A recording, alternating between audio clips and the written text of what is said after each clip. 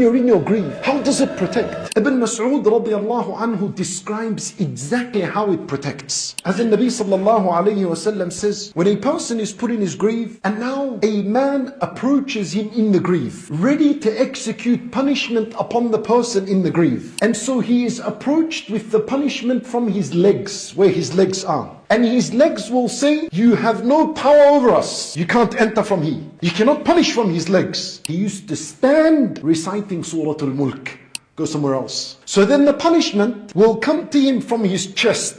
The punishment will approach, and this area would say to the punishment, you have no power over us. There is no way from here. He used to recite Surah Al Mulk. Then the punishment goes towards his head, and they approach his head with the punishment, and his head will say, there is no power over us. The punishment cannot enter from his head. He used to recite Surah Al Mulk. Then Ibn Mas'ud radiallahu anhu said, it is the protector that protects from the punishment of the grave. And it is mentioned in Surah Al Mulk, whoever recites it at night has done a great deal of good. That's the word of the Messenger sallallahu alayhi wasallam. So the first virtue protects from the punishment of the grave. The second virtue that is authentic in Nabi sallallahu alayhi wasallam said, there is a surah in the Quran which is made up of 30 ayat. It interceded for a man or for a person until he was forgiven. Al-ulama rahimahumullah, they said, in order for a person to attain these virtues, then a person has to be persistent in reciting it. And the surah, he continuously recites it, and this surah will ask Allah to forgive him. And so this encourages us all to regularly recite the surah. The virtue isn't specific for the person who recites it in the day or in the night. You could recite it any time and have this virtue. You may recite it in the day, in the evening, after coming back from work, at night. No matter where you recite it in the day and in the night,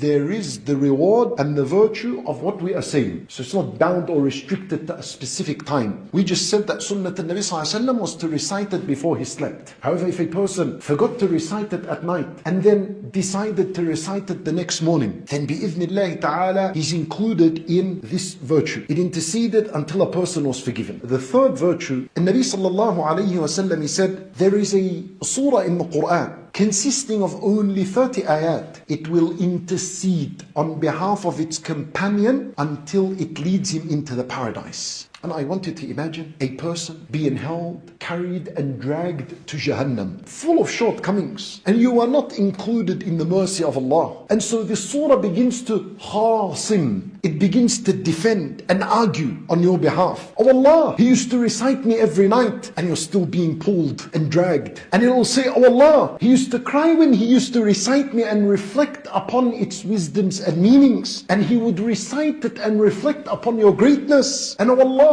it reminded him of being grateful to, as you'll see this message in the surah. And it'll continue. It'll continue to stand by you. It will not run away from you. This is what the word khasamat suggests. That you're going somewhere and this surah is defending, continues to put a good word, doesn't stop. But it does that for its companion. You see, Nabi sallallahu alayhi wasallam, he said, he didn't say that it defends the one who memorized it. He said it defends the companion. What does a companion mean? It's with me in the morning, it's with me in the evening, before I sleep, when I wake up, like this. Such a person is going to defend him and put a good case for him on the Day of Judgment. So it not only intercedes until a person is forgiven, but it intercedes until a person is entered into the paradise.